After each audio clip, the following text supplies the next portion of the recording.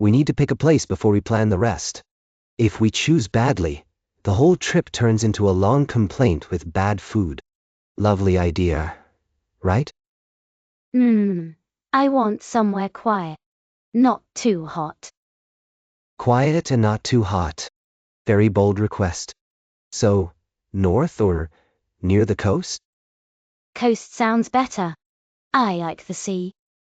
Good. Sea gives us air, views, and less chance of getting lost in a forest because someone forgot to read the map. That was one time. It was 2 times. But who is counting? I am, sadly. I vote for a small town. And not a big city. Small town near the water. Find a diet day. We can avoid crowds, trash traffic, and the smell of 8,000 burgers. And we can rest. Exactly. We are not racing a tour team. We need a place with easy roads, a nice hotel, and maybe one good cafe. I want a place with real rain, too. Not just sun all day. You are strange, but that is useful. Rain means fewer people, cheaper rooms, and more time to sit inside and act wise. You do that anyway. Yes, but on vacation, I charge extra for it. What about that town by the lake, near the hills? That could work, but only if we do the money part first. A nice place means nothing if we spend too much on the first day and end up eating bread and pride. We should set a budget before we book anything. At last, a wise sentence. I was starting to worry. How much do you think we need? Enough for the room, food, fuel, and a little extra for things we did not plan. I like a cushion. Life likes surprise bills. We should not spend too much on the hotel. Agreed. We sleep there. We do not need a palace. Unless you want a gold tap and bad taste. No. Good. Well, so we pick a fair price, then save the rest for meals and small trips.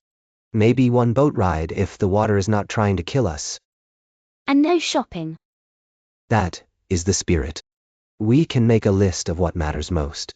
Then the budget will decide the rest. It is rude, but fair. I can live with that. Rare. A calm answer. Write down a number, and let us see if it can survive my very strict review. Fine, but the budget depends on when we go. Prices change fast, like they have somewhere better to be. So we should choose the time first? Yes. If we go in the busy season, we pay more and deal with more people.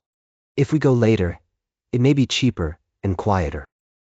I do not want it too crowded. Neither do I. I have seen enough people in one place to last a year. What about the weather? Good point. We want warm days, not heat that melts our brains, and not heavy rain that turns the road into soup. Late spring or early fall?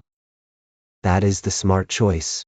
Nice weather, fewer crowds, and better prices if we are lucky. I do love being right before lunch. You are not always right. No, but I am often less wrong than the rest. Let us check the dates and see which week gives us the best deal. If we wait too long, the good rooms will be gone. Exactly. So now we need a time, a place, and a budget. Very simple. Almost suspiciously simple. Now that we have the time, we need to book how we get there. I do not trust last-minute travel plans. They always end with one person sweating and one person blaming a bus.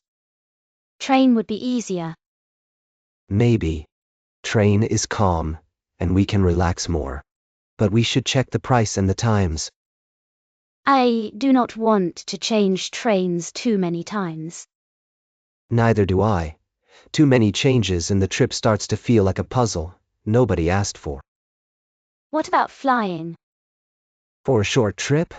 That feels silly unless the road is awful. Also, planes love delay. It is their main hobby. Then, train or car?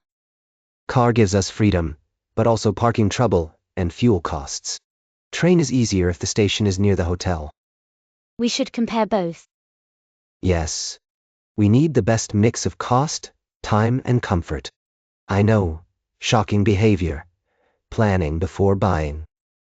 If the train is cheap, let's do that. Good. Good. And if not, we take the car and I get to pretend I enjoy maps again.